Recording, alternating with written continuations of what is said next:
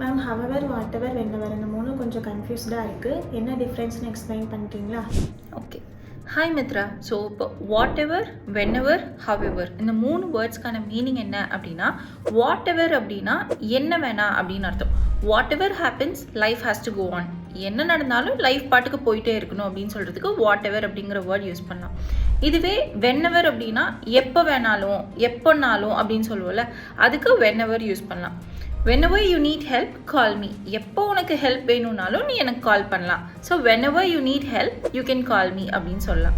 இதுவே however அப்படின்னா எப்படி வேணாலும், you can decorate the room however you want.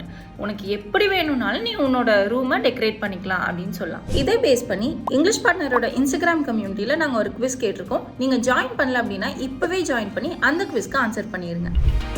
Learn and level up with English Partner.